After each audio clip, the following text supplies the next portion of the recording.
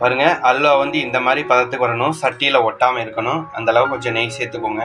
இந்த மாதிரி ஒரு பிளேட்டில் மாற்றி இந்த மாதிரி பதம் பண்ணிவிட்டு அதுக்கப்புறம் முந்திரி பாதாமை பொடி பொடியாக அது மாதிரி கட் பண்ணி எடுத்து சேர்த்துக்கோங்க. வாங்கறதுக்கு இந்த மாதிரி ட்ரை பண்ணி பாருங்கள்.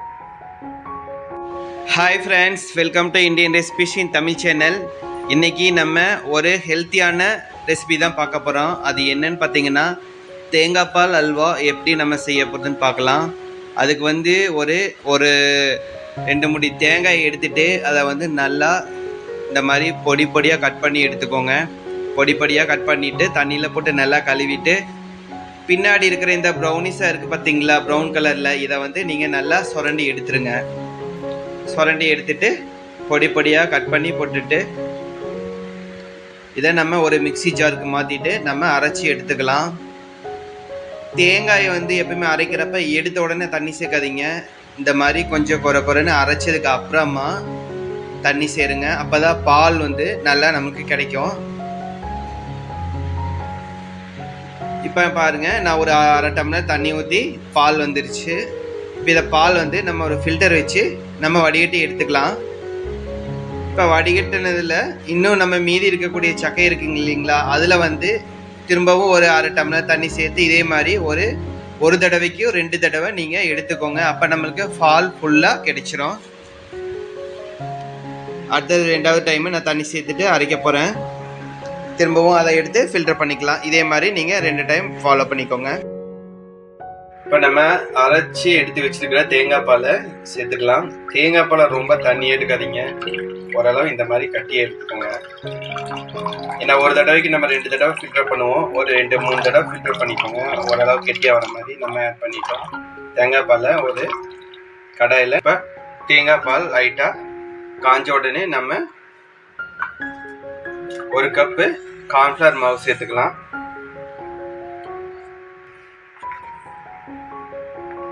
வந்து மாவு நல்லா கரையிற மாதிரி கிளறிட்டுக்கோங்க.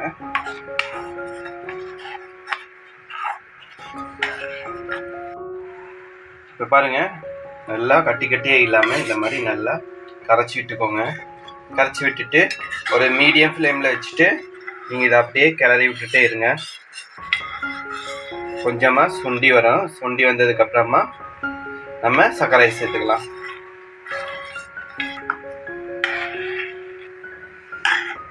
இப்போ நமக்கு இந்த மாதிரி பதம் வந்ததுக்கப்புறமா நம்ம 1 கப்பு சர்க்கரை சேர்த்துக்கிறோம். இப்போ சர்க்கரை சேர்த்துட்டு இதை அப்படியே கிளறி விடுங்க. இப்போ நம்ம நல்லா இந்த மாதிரி கட்டி இல்லாமல் கிளறி விட்டுக்கோங்க. இப்போ பாருங்க, இப்போ அல்வா பதத்துக்கு வந்துருச்சு. நம்ம இந்த இடத்துல வந்து ஒரு 2 ஸ்பூன் நெய் சேர்த்துக்கலாம்.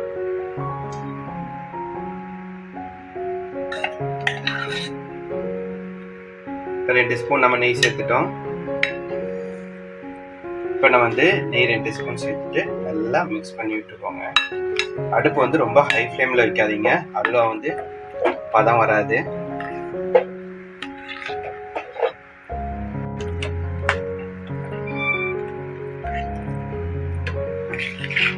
நம்ம 2 ஸ்பூன் நெய் சேர்த்துட்டு நல்லா இந்த மாதிரி கலக்கிட்டுக்கோங்க.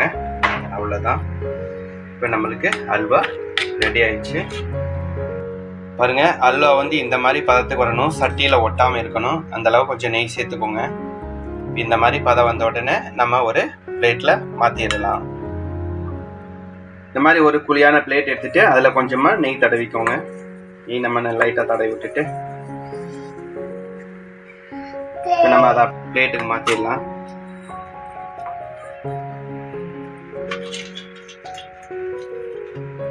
இந்த மாதிரி ஒரு பிளேட்டில் மாற்றி இந்த மாதிரி பதம் பண்ணிவிட்டு அதுக்கப்புறம் முந்திரி பாதாமை பொடி பொடியாக அது மாதிரி கட் பண்ணி எடுத்து சேர்த்துக்கோங்க.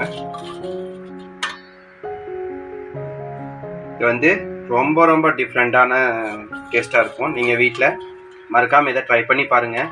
ட்ரை பண்ணி பார்த்துட்டு கமெண்ட் பண்ணுங்கள், லைக் பண்ணுங்கள், ஷேர் பண்ணுங்கள். மறந்துடாமல் பெல் பட்டனையும் ப்ரெஸ் பண்ணுங்கள், சப்ஸ்கிரைப் பண்ணுங்கள். உங்கள் ஃப்ரெண்ட்ஸ்களுக்கும் ஷேர் பண்ணுங்கள். இதை நம்ம வச்சுட்டு லைட்டாக பண்ணி விட்டுலாம். ஃபுல்லாக உள்ளே இறங்கிடும். இந்த அல்வா வந்து ரொம்ப டிஃப்ரெண்ட்டாக இருக்கும். குழந்தைகளுக்கு ரொம்ப பிடிக்கும். நீங்கள் கடையில் வாங்கறதுக்கு இந்த மாதிரி ட்ரை பண்ணி பாருங்கள்.